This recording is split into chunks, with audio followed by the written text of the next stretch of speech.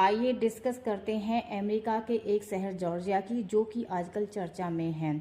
और यहाँ यह भी जानने की कोशिश करेंगे कि एक भ्रूण जो अभी गर्भ में पल रहा है उसका जीवन ज़्यादा ज़रूरी है, या एक इंसान जो गरिमापूर्व जीना चाहता है या मरना चाहता है उसका जीवन ज़्यादा ज़रूरी है। यहाँ पे एक मैटर यह सामने आया है कि वहाँ पर एक महिला को ब्रेन डेड घोषित कर दिया गया है और वह जीवन रक्षक मशीनों पर है, लेकिन वह महिला 6 मंथ की प्रेग्नेंट है, अर्थात उसके पेट में 6 मंथ का बच्चा पल रहा है।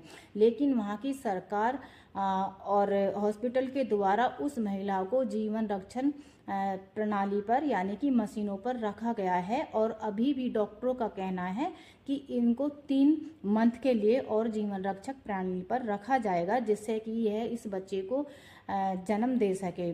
लेकिन उनकी फैमिली के कहने पर कि महिला को है जीवन रक्षक प्रणाली से यानी कि मशीनों से हटा दिया जाए, लेकिन न तो हॉस्पिटल वाले ये बात मान रहे हैं और न ही जॉर्जिया स्टेट के लोग इसकी कोई अनुमति दे रहे हैं।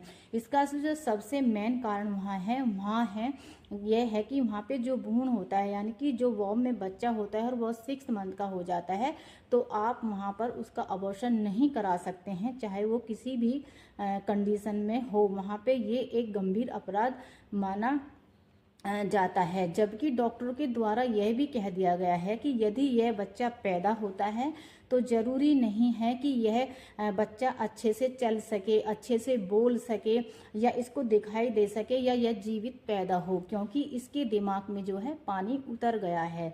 लेकिन फिर भी जॉर्जिया की सरकार और हॉस्पिटल के द्वारा उस महिला को जीवन रक्षक मशीनों पर रखा गया है, और उसके परिवार के कहने पर भी, उनकी सहमति के होने पर भी जॉर्जिया की सरकार और हॉस्पिटल के द्वारा उस महिला को जीवन रक्षण जो प्रणाली होती हैं, जो मशीनें होती हैं, उनसे नहीं हटाया गया है, बल्कि उसे और 3 मंथ के लिए रखा जाएगा।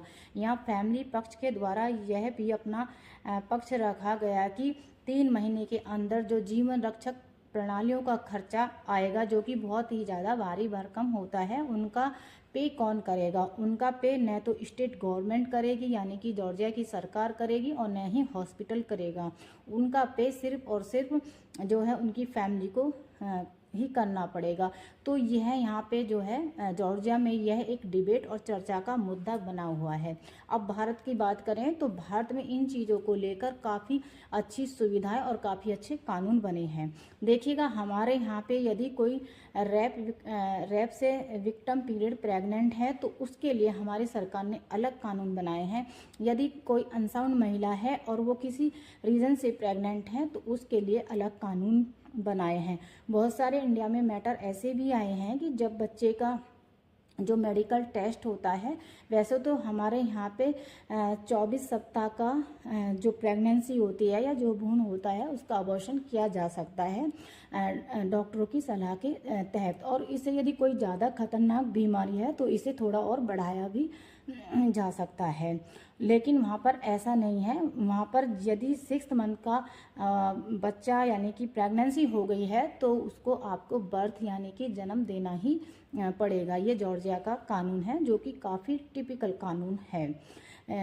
लेकिन हमारे यहाँ पे किसी भी बच्चे को पैदा करने के लिए एक महिला की सहमति होनी आवश्यक है, क्योंकि यहाँ पे महिला को ज़्यादा इम्पोर्टेंस दी गई है, जो कि यह कानून दिखाता है कि वास्तव में हमारे यहाँ पे जो है महिलाओं की सिचुएशन अदर कंट्री से काफ़ी अच्छी है।